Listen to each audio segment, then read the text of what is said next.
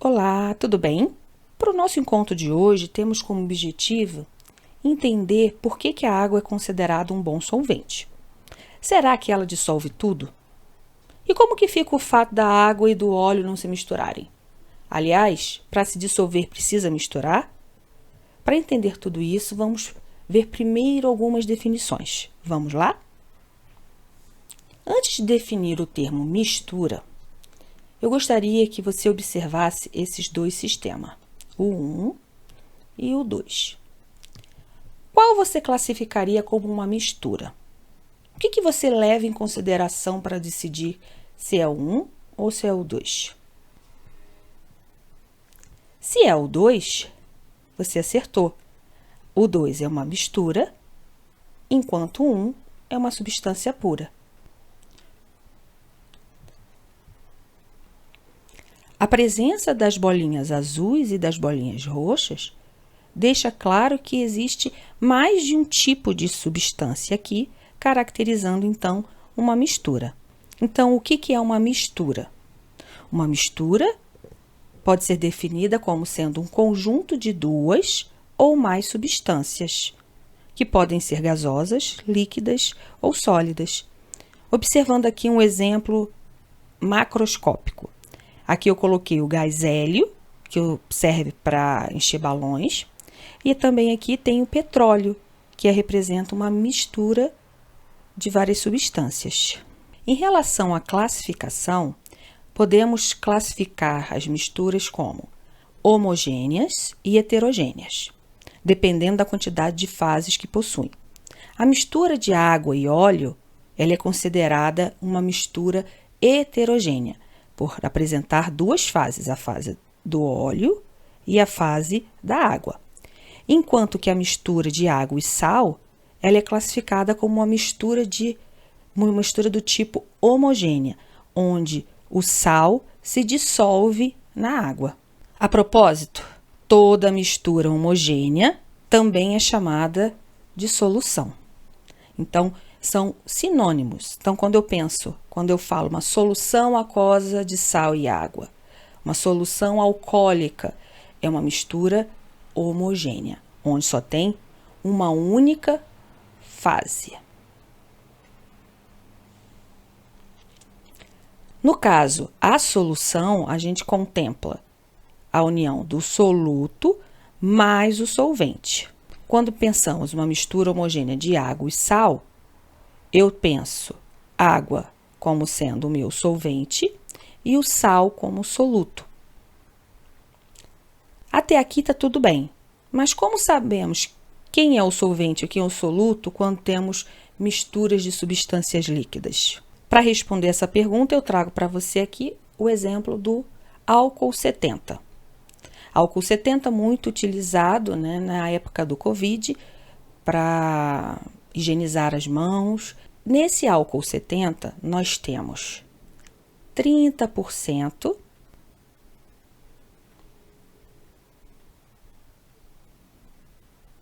de água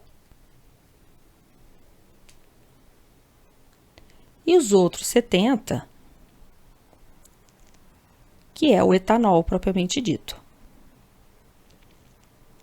Então, quando a gente pensa em dois líquidos, vamos considerar por convenção.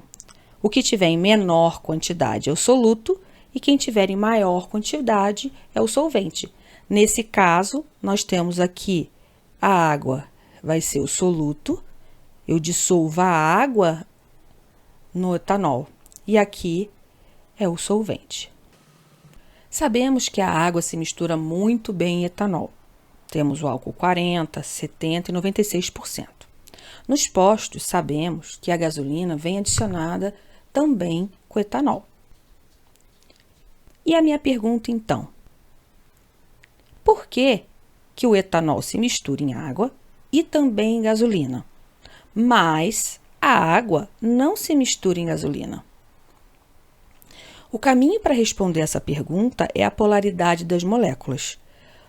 Moléculas com polaridade semelhante se dissolvem. A polaridade das moléculas ela é definida pela geometria da molécula e também pelos seus ligantes.